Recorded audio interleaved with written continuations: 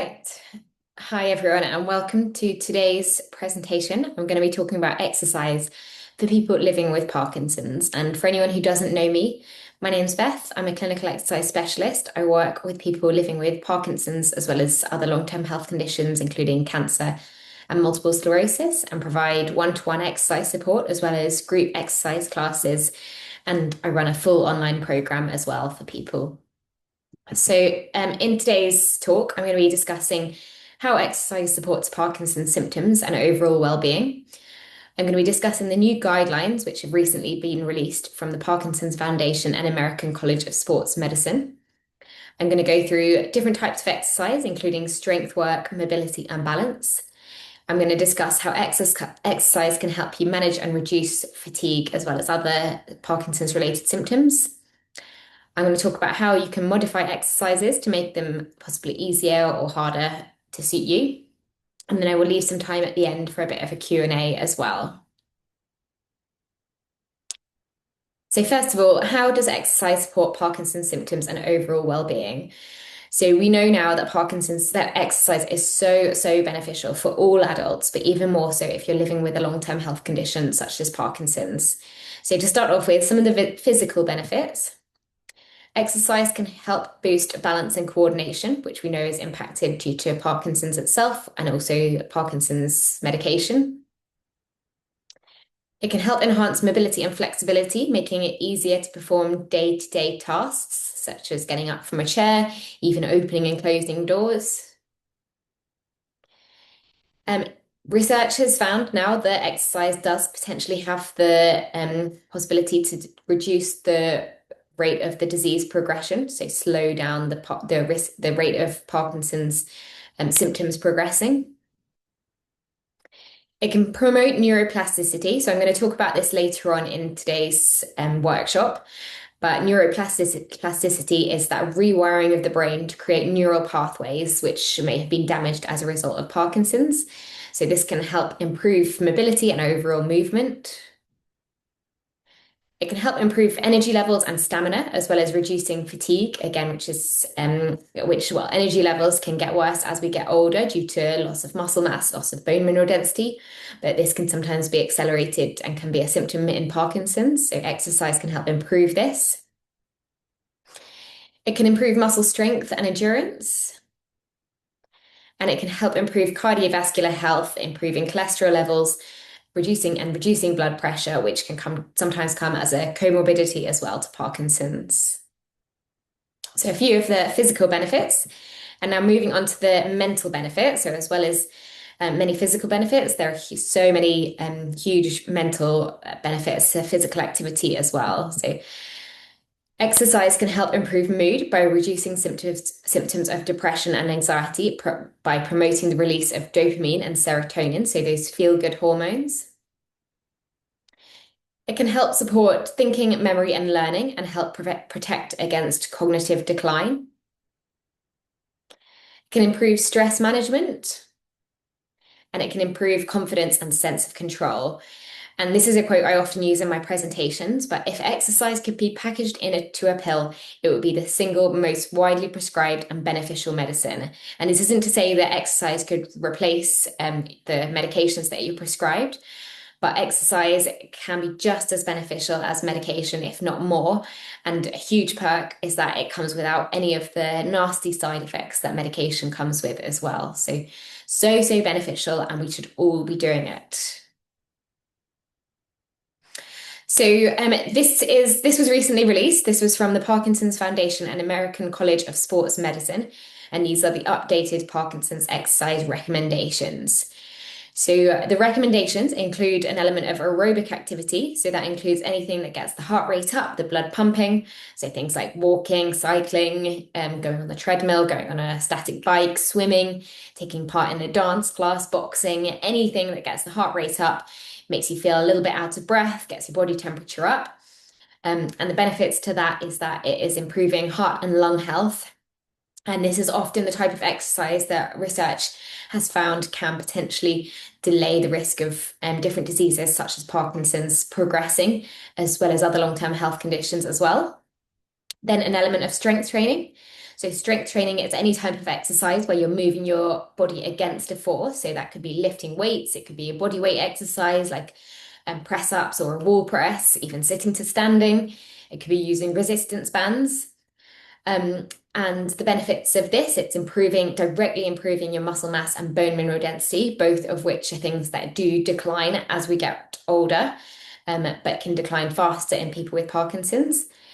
This type of exercise is the one that has often been found to help people manage common disease symptoms and side effects, such as fatigue and balance as well. So the stronger we are, the less effort everything should be in day-to-day life. And it also means that we're less likely to fall. And if we do fall, we're less likely to injure ourselves because our muscles and our bones are stronger.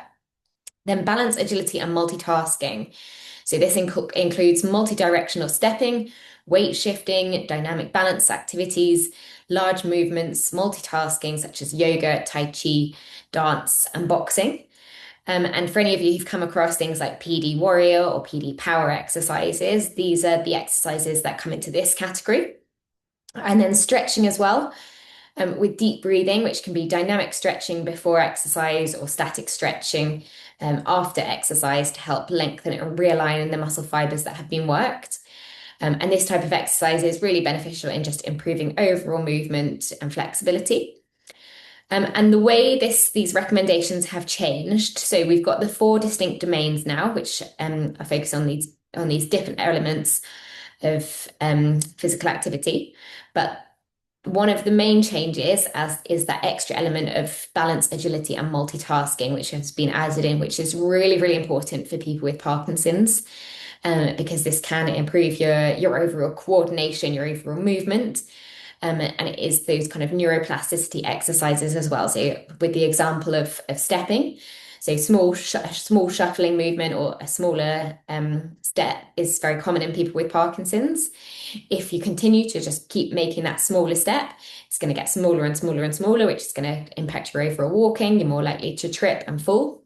Whereas any kind of exercises focusing on balance, agility, multitasking, and those power movements, focusing on big purposeful movements and weight shifting, can help rewire the brain to stop those steps getting smaller and smaller and help ensure that you continue to make those bigger, powerful steps and moving with purpose. So that extra element in there is really, really important. Another change that they have, or another element of this poster that they've added or made clear, is that exercising should be during on periods rather than off periods. It doesn't say exactly why, because I have found studies in the past that have actually suggested that exercise can be as beneficial during an off period. But I think the reasons it says it on here is because it's due to safety recommendations or safety purposes. If you're exercising during on periods, you're generally a little bit safer, you're less likely to have an accident. So I think, as it doesn't clarify other than it being safety perspective, I think that's the reason for that on here. And then there's also more emphasis on advising or seeking support through a Parkinson's physical therapist. So seeking support from someone who specializes in Parkinson's exercise to help you make sure you're actually getting the most out of your exercise, because we know it's so beneficial for people with Parkinson's. We know the potential it has, but just to make sure you're doing the right thing, it can be really, really helpful to seek support through a physical therapist or someone specializing in Parkinson's and exercise. So those are the recommendations. Those are the updates as well. I'm gonna go into a bit more detail on all of these as well next. So aerobic activity, I mentioned this briefly. But aerobic activity is any kind of activity that gets the heart rate up, gets the blood pumping. So here are some examples, like walking the dog, cycling, swimming, and boxing. And you want to be doing aerobic activity 3 days per week for at least 30 minutes at a time. And this can be continuous or intermittent at a moderate to vigorous intensity. So with exercise and Parkinson's as well, high intensity exercise has been found to be very beneficial, but you don't want to have all your cardiovascular exercise as being high intensity, because it does put a little bit more stress and a little bit more strain on the body as well. So you can do a mixture. If you are doing higher intensity, generally the benefits can come quicker. So you don't need to work out for as long. So those 30 minutes could possibly just be a 15-minute session. This can be quite helpful if you're limited on time as well. So if you're working still, or you've got a lot going on in your life, cutting your cardiovascular exercise down into shorter chunks can be actually just as beneficial. But you might want to not be doing it all the time. So you don't necessarily want everything as being that high intensity. If you're doing continuous, then let's say something like just a gentle to moderate intensity walk, then you normally do want to be working for a little bit longer. So trying to do it at least 30 minutes at a time. So trying to get this type of activity into 3 days per week. And then moving on to strength training. So why is strength training absolutely essential? So strength training is anything where you're moving your body against a resistance or a force. So like I said before, it could be lifting weights, so dumbbells if you've got them at home. It could be using resistance bands, which are great. There are so many exercises you can do with bands. If you're someone who likes to go to the gym, it can be using the machinery at the gym.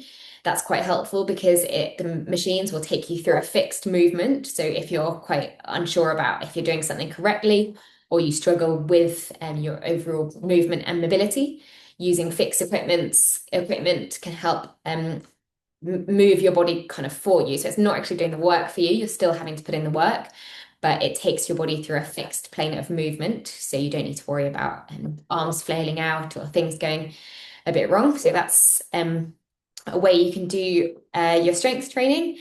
But also just using body weight as well. So things like press ups, wall presses, sit to stands, hip abductions, things like that. And you want to be doing this 2 to 3 days per week on non-consecutive days. So something that's really important with strength training as well is leaving a recovery day afterwards. And that doesn't mean it needs to be a complete rest day. You can still do gentle cardiovascular exercise or stretches, but you don't want to be working the same muscle groups back to back. So what you're essentially doing with strength training is damaging the muscle fibers. I'll give you the example of a bicep curl. If you're repeating that movement enough time, you're going to damage the muscle fibers, which then need time to then repair and grow back, which is what improves our strength and what improves our muscle mass. So that is why after a day of strength training, a particular body part, you want to leave at least 24 hours before you then work that same body part. So you could do some leg work the day after if you were doing work with the upper body, but you don't want to be working the upper body on 2 days back to back. You want to work between 10 to 15 repetitions, focusing on resistance, speed, and power. You want to experience changes in strength and muscle growth. You want to take each step close to muscle failure. So I think there's a lot of confusion. I'm going to talk quite a lot about strength training because I think that is the type of exercise that is most misunderstood, or people aren't quite clear on what they're doing.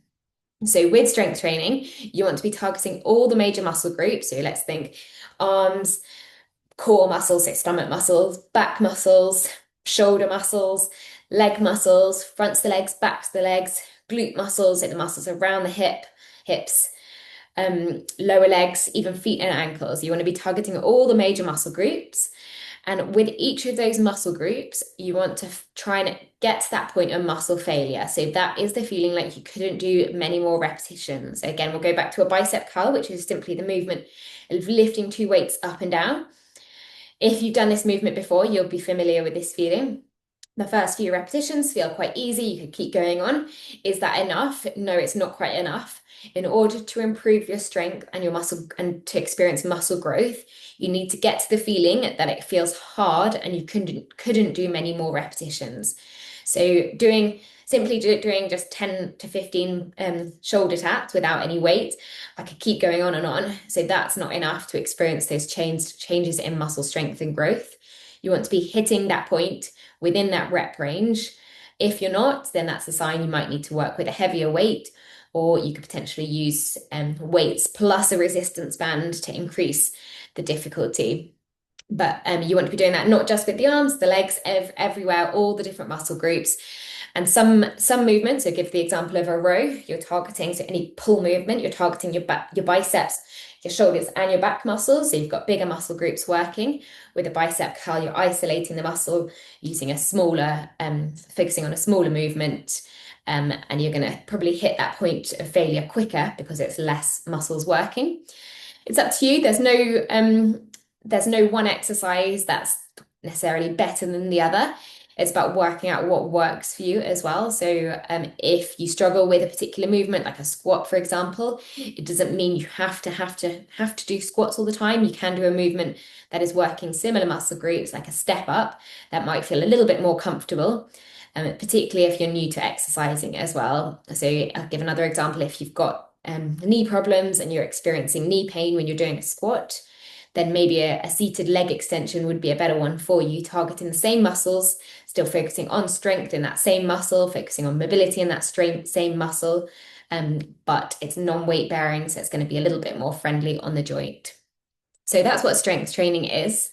If anyone's got any questions about strength training, please do get in touch, or you can ask some questions at the end, because it's so important for all adults, but even more so if you're living with Parkinson's or any other long-term health condition, because it's the type of exercise that's going to help you improve your energy levels, it's going to help you improve your balance, it's going to reduce the risk of falls, and it means if you do fall, you're so much less likely to have a serious injury, such as a breakage or muscle tear. So I'm just going to show you this graph as well. So this is a graph just showing muscle mass and strength loss as we age. So as we get older, our muscle mass and also bone mineral density does increase. And then it peaks in early adulthood. So you can see there, that's about 35. And then there starts to be a gradual decline from the age of 40, and then a very substantial decline from the age of 50. So if we let that happen, if we just accept that and continue with our cardiovascular exercise, but don't do any strength training, we're going to gradually get weaker and weaker. Everything is going to get harder. So, for example, getting out of a chair is going to get harder to do because our bones and our muscles are a little bit weaker. Climbing the stairs is going to get harder to do. But if we try and strength train, we're going to counteract that damaging effect and possibly even try and improve that strength and bone mineral density as well, so we can even out that graph a lot more. So this is what would happen if we don't do anything or don't do very much of it, but we can do something about it. So that's where you want to be doing it. And in our online program, we do a lot of classes focusing on strength training because this is the type of exercise that I think people need more guidance on, as I said, and I'll often encourage people to do more of their cardiovascular exercise outside of the sessions because it's a little bit easier to just join in with a group class or even go for a walk. So if you are looking for a bit more guidance on strength training, then please do give our online program a go, and you can experience what kind of things we do, and I will teach you about getting to that feeling of muscle overload, or muscle failure, which is key for improving our strength. And I've mentioned bone mineral density as well, so that works in a similar way. So both bones and muscles respond to stress. So it's through stressing it that is what stimulates that growth in both of them. So with our bones, the muscles will, so for example, with strength training, the muscles will stress the bones by pulling against them, which stimulates production of something known as osteoblasts, which is what improves bone mineral density as well. So if you have been diagnosed with osteopenia or osteoporosis, or you're just aware that your bones might potentially be getting weaker, possibly due to aging or other factors, then again, strength training is what is going to counteract that effect. I've already mentioned this, but what counts as strength training? So leg extensions at the gym, and that's a nice non-weight bearing exercise focusing on the muscles in the quads. You've got weight training at home, so just using your dumbbells, or you can even use cans or water bottles if you're quite new to this type of exercise. And then you can use resistance bands and do the same exercise as the first one, just at home as well. I've gone through this already, but here, this is why we want to be doing strength training. So it makes everyday activities easier. So Parkinson's can cause muscle weakness and fatigue, but strength training builds muscles, so daily tasks require less effort. Parkinson's can affect balance, coordination, and leg strength. Training can improve muscle control and stability to make you feel steadier on your feet, therefore reducing the risk of a fall. And then if you do fall, stronger muscles help support and protect your joints and bones. So this can reduce the risk of injury if you do fall. It can help support posture and mobility. So Parkinson's often affects core and postural muscles, which can lead to stiffness or poor alignment. So strength training helps you stay more upright and move more efficiently. It can help you manage fatigue. So while exercise can feel tiring at first, and sometimes people think this sounds completely counterintuitive, actually stronger muscles work more efficiently, which means everyday movements require less energy, which can help you conserve your energy throughout the day. So the stronger you are, the better your energy levels should be, and the more energy you will have to do things that you need to do in day-to-day life. So that's why strength training is so important. And now I'm just going to talk about a common mistake and how to get the most from your strength training. So there are always a few tips with strength training, including breath work as well. This is one common mistake that I will often see people doing. I missed the S of Parkinson's there, but I will often see people doing this. And I just want to make it clear the difference between these two types of exercise or two types of movements. So here we've got a reverse lunge with someone holding onto the chair to help them with their balance. And in the second photo, I've got a reverse lunge where somebody is not holding on and they're just trying to do it without holding on, so challenging their balance a little bit more. And can you tell me which one you think is more beneficial for improving your strength and your muscle mass, your bone as well, your strength, your muscle mass, and potentially your bone mineral density as well? Which exercise is most beneficial? And then a second example as well, you can just have a think about this. So we've got a seated shoulder press where you're sitting down, you're supported, or a standing shoulder press. Which of these exercises is most beneficial? Let's say you've got weak shoulders, you want to target your shoulders. Which exercise is most beneficial in improving your strength and your muscle mass in your shoulders? So yeah, having a think about those two. Why harder doesn't always mean better. So one common mistake I will often see when we're doing strength exercises is people thinking that they're going to try and do things without holding on or challenging their balance at the same time, doing big movements. I think one of the reasons is because we see people doing it. We see maybe gymnasts doing it or people doing like CrossFit style exercises where they're challenging their balance. They're doing something maybe on like a wobble board or something at the same time.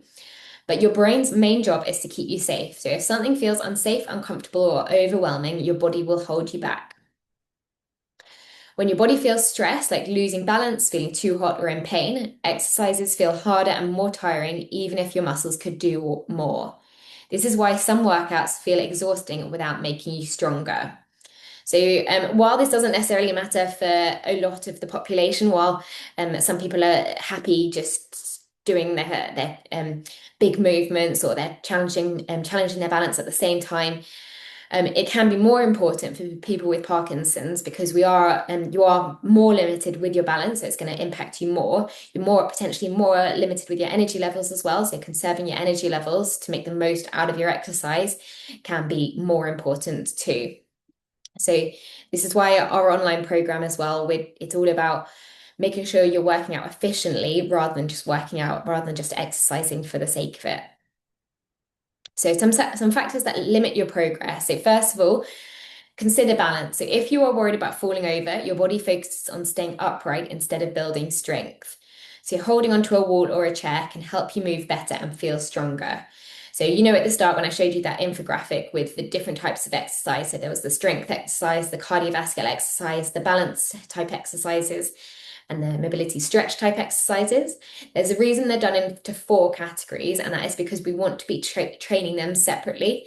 If you're constantly training your balance and your strength at the same time, sometimes it's all right to challenge them at the same time, but if you're only challenging them at the same time, you're actually going to be constantly focusing on your balance and not your strength. So that's why separating these is really good, and never be afraid to hold on to a wall or hold on to a chair to help make sure you can actually carry out the movement better. When you're challenging your balance, that's fine, that's separate. Then challenge it, try and do it without holding on. But when you're challenging your strength, hold on, sit down, even if you need to as well. Um, Also, another thing, so heat makes exercise harder. Exercising in warm conditions can increase fatigue, especially with Parkinson's. So cooler spaces can usually feel easier and more manageable. And I think there's a lot of hype at the moment. Well, I think we're actually dying out of that a little bit, but things like if you've ever heard of hot yoga and like HIIT classes, while they're good cardiovascular exercises because they bring the heart rate up, they make you feel like you're working hard. They're not good for strength training because your body is then going to be much more focused on keeping your core temperature down rather than actually targeting your muscles. So make sure you're cool when you're exercising. If you are somebody who gets quite hot, use cooling packs, bring a fan along, um, open windows if you're doing it at home. But again, going back to the online program exercises, I do ensure that these exercises are efficient and we make sure we're not increasing our core temperature all the time. So we're not doing big movements, we're not combining them with cardiovascular exercises just because they make us feel like we're working hard. They are designed to be efficient, so you're targeting and improving your strength rather than just making you feel a bit hot and sweaty. And then similar to this, actually, simple movements work best. So complicated exercises take more effort to think about and control, and simple familiar movements let you focus on the muscles you're trying to strengthen. So again, there's nothing bad, there's nothing wrong with a complicated exercise. And again, it will go into that category, that third category on the infographic, which was all about balance and coordination exercises. They're great for challenging your balance and your coordination, but they're just not great for targeting your strength, which is what we know is so beneficial as well. So don't neglect them completely, but just think about them as two different types of exercise. And then pain stops progress. So if something hurts, your body will automatically limit how hard you can work. So exercise should feel challenging and not painful. So if, as I said before, if something like a squat feels uncomfortable, it doesn't mean you have to do a squat. It doesn't mean you have to push through it and be in pain. Think about adapting the movement to make it a little bit more manageable for you, whether it's a step up or a leg extension. So you're still working the same muscle, but you're not in pain while you're doing it. So here are a few tips to help you get the most from your strength training. So use support when you need it. Things like walls, chairs, rails, or machines help you feel steady. And this will allow your muscles to work out harder, which is smart and not cheating. So I think people tend to try and do things because they think it's cheating, try and do things without holding on because they think it's cheating to hold on. It's not at all. It's just considering the type of exercise you're trying to do and helping make sure you get the most of it. When I'm going to go on to balance next, but when you are targeting your balance, that's when you can try and do it without holding on. Skip painful exercises, so change or avoid movements that cause pain. Exercise in a comfortable temperature. Staying cool can help you exercise for longer and feel better. Focus on one goal at a time. So balance and coordination are important, but strength is important too. Training them separately helps you get better results from each. So here we go. So I don't know if which one you thought was most beneficial, but actually, if you are challenging your strength, then holding onto a chair is going to be more beneficial than not holding onto a chair. If you're challenging your balance, that's a different story. But when challenging the strength, which is what we want to be doing at least 2 to 3 times a week, do some of these exercises holding on for support. And then again, actually, both of these exercises can be beneficial. I said if we're targeting our shoulders, it will actually be the seated version, which is most beneficial because the rest of your body is supported. You're not having to worry about core strength around the abdominals and the back muscles to keep your arms up. But if you are targeting your core muscles as well, then standing up is then going to be more beneficial because you're targeting your core as well. So it depends what you're targeting. And that's what I always want you to consider. But never be afraid to sit down while you're doing an exercise as well, because it can actually help you get the most of it. And particularly if you are someone who struggles with your energy levels, take a seat because it's going to help you conserve your energy. It's going to prevent you centrally fatiguing your whole body. And you're just going to be peripherally fatiguing at the muscles that you're targeting. So in the example of a shoulder press, you'd be benefiting the shoulders. These would be getting stronger, but you're not going to be left feeling as wiped out afterwards. So balance, agility, and multitasking. So this was the type of exercise that was added on to that infographic. And this is the examples of this type of exercise is PD Warrior or PD Power, whatever you like to call it. Dancing, table tennis, boxing, anything like sports, so like football, walking football, any type of walking exercise. And these exercises are often quite fun as well. So there's a lot of an increasing amount of sport for people with Parkinson's available. Um, and PD power exercises, they're often available online. There are often courses going on around the country as well if you have any nearby to you. And we do a lot of these exercises in our online classes. I do a lot of in-person PD power type of classes as well. But have you heard of neuroplasticity? So neuroplasticity is the brain's ability to create new neural pathways and strengthen old ones so movements become easier and more automatic over time. So if you are someone who struggles with coordination or struggles with certain movements, whether it's an arm swing, big steps, even posture, um, I think people think that once it's gone, so with the example of an arm swing, once it's gone, which is not true at all. Neuroplasticity means that the brain does have the ability to create new neural pathways by repeating that movement, so repeating it with purpose. So in the example of an arm swing, practicing that movement over and over again can help strengthen that or create a new pathway or strengthen the current pathway, which is just a little bit limited. To make the movement actually become easier and more automatic over time. And same with table tennis as well, practicing something like a shot with table tennis. Many people find that they're not maybe able to move in a certain way, and then table comes out, you're playing with a bat and ball, and your movement improves a lot more. So these kind of exercises are really beneficial for neuroplasticity as well. Um, all right, and then balance comes under this category as well. So how can you improve your balance? So people will often think that they can improve their balance by just practicing the same exercise, standing on one leg over and over again. And they're often frustrated because they're not making very much progress, maybe a little bit, but they will eventually hit the point where they plateau, they're no longer progressing. And that is because balance is a complex skill and therefore requires a multifaceted approach. And to improve your balance, it is necessary to take part in a combination of strength work, flexibility work, balance, and coordination exercises. So we can't just repeat the same movement over and over again and hope to keep improving your balance. There's a lot of different factors that come into play. And as well as targeting those different elements, it's also important to vary your balance training. So, and that means varying the balance exercise itself. And that is because the body adapts over time. So changing the exercise keeps the brain and muscles engaged and continuously improving. A variety of movements stimulate the brain and create new neural pathways for better movement control, enhancing neuroplasticity. And then also varying the exercise helps mimic everyday movements, making the exercises more functional. So if you were standing on one leg over and over again, maybe it's not particularly functional and we don't often find ourselves in the position where we're standing on one leg in day-to-day life.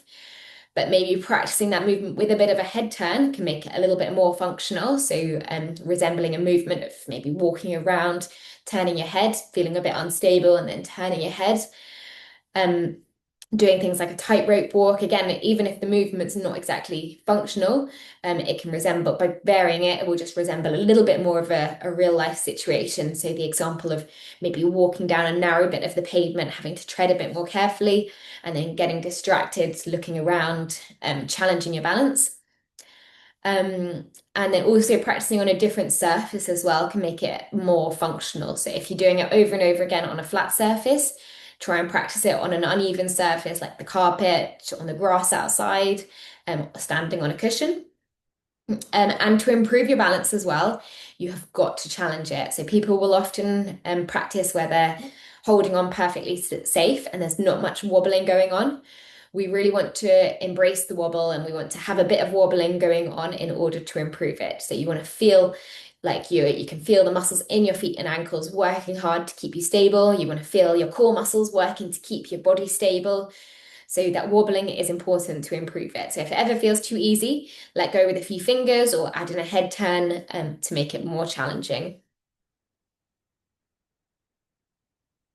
All right, and then just going on to how to adapt your exercise to manage symptom fluctuations and fatigue. So all of these exercises, it might maybe it sounds like it's all sounds a little bit too simple. You're not always feeling great, so it is not always easy to get all of that into your week.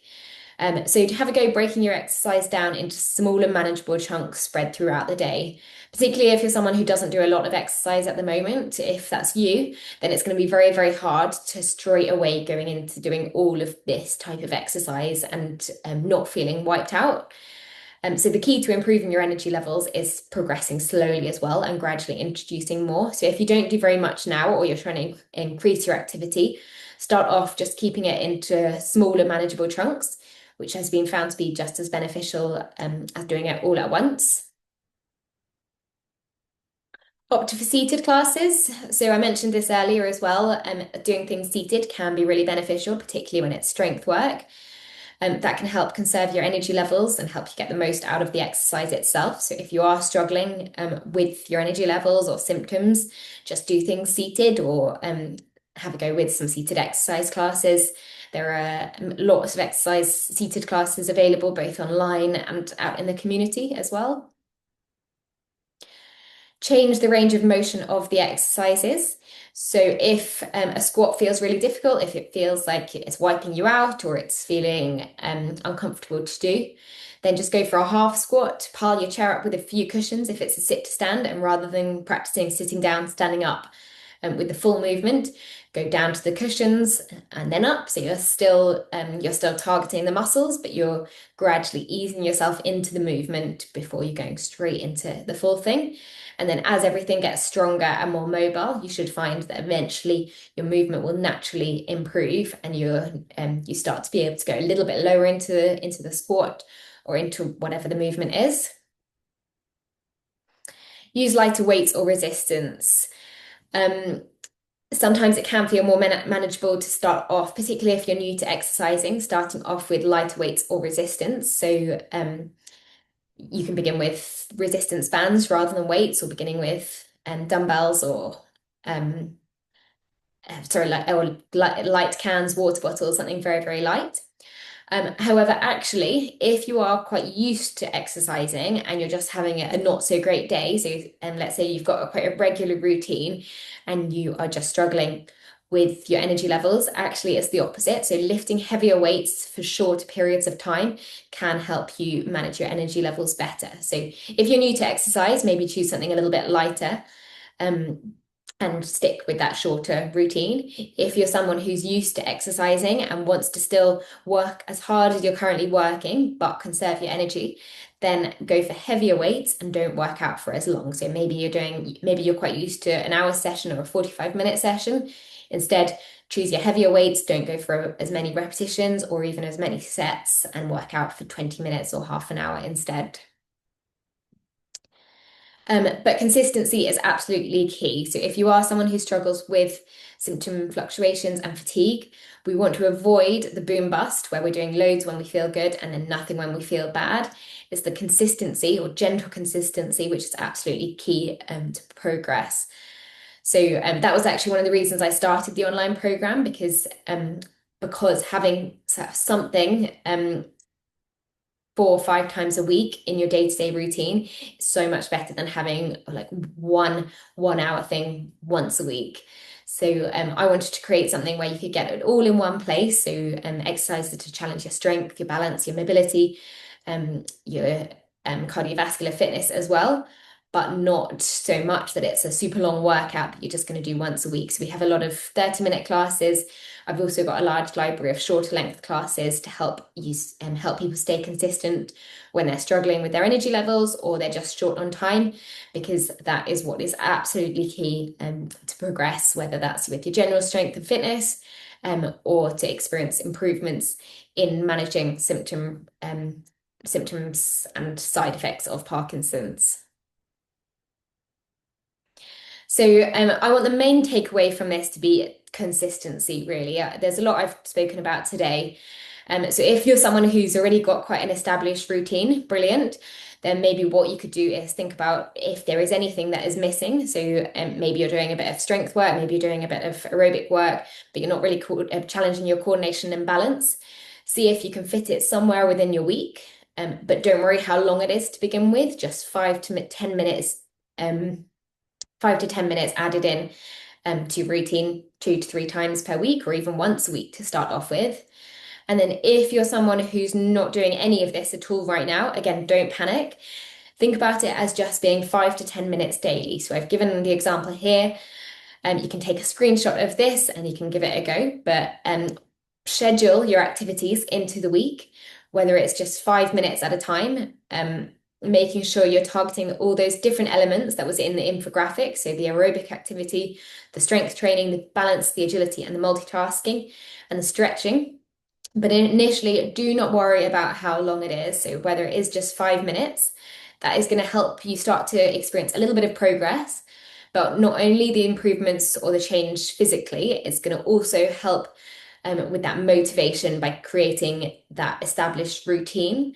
And if you've got a routine, I think well, you're creating habits, and that's what's key to experiencing change and to actually sticking to it. So you need to create habits that are going to stick. So starting off with something small, and then with a bit of time, you should feel that you're eventually maybe wanting to add on a little bit longer. So eventually those 5 minutes are turning into 8 minutes, then 10 minutes, then potentially half an hour. And that's probably enough, really, if you're doing that the right amount of times each week. But just start off with something small, trying to get a little bit into it, a little bit of all these different elements into your weekly routine.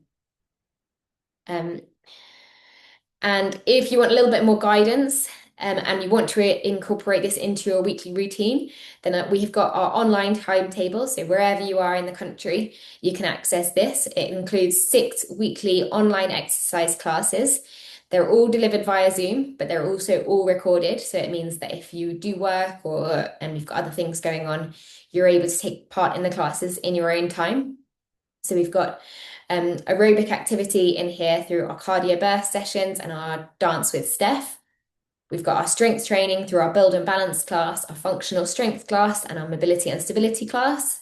We've got balance, agility, and multitasking through our build and balance class, our functional strength class, our dance, and our mobility and stability. We've got stretching through our core control and stretch class, and as well as core work in there as well. So we're targeting all those different elements, but they're incorporated into our weekly routine. And if you're struggling to fit this in, for example, if you're struggling with fatigue initially, or if you just don't have much of a routine, or maybe you've got a busy week, you're going on holiday, you've got various other things going on, then we've also got a large library of shorter length classes, which are targeting all of these different elements as well. So you can always do the recordings, but as 5 minute bursts or 10 minute bursts, if that suits you a little bit better. And maybe that's not what you want to be doing all the time, but it's absolutely fine if you're just doing that for certain periods of your life when they're busier or when your symptoms are maybe a little bit worse. So if that's of interest as well, I run a free 7-day trial, so you're welcome to give this a go. For 7 days, experience what the classes are like, get familiar with the online program as well, so the website where you can access the recordings and see whether it's for you.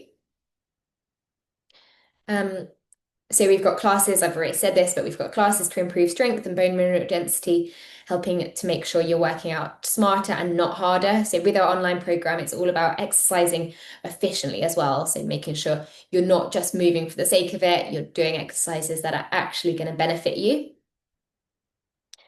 We've got varied exercises to challenge and improve your balance. So if you are someone who struggles to think up of ideas of how you can keep challenging your balance, then I always keep the program interesting. We never ever have two classes that are exactly the same. I know people get bored with exercise, but also it is important to keep changing things up to make sure you are improving. So I'm always adding in new exercises for you to try and new ways for you to challenge your balance. We've got mobility exercises to improve range of movement and flexibility. We've got shorter length classes for days you are feeling fatigued. And we've got also a large library of videos specifically to address symptoms such as balance, coordination, and postural instability. So as well as our shorter length class library, we've also got a symptom specific library. So if you are thinking about addressing a weakness such as your posture, your coordination, your balance, you can find videos specifically to address these things in that library. So yeah, you can visit the website if you're interested in this. You can sign up for a free 7-day trial. And please do get in touch as well if you've got any questions about anything. And there are my details. And I will leave it there. But yeah, get in touch with me if anyone does have any questions. And thank you for watching today.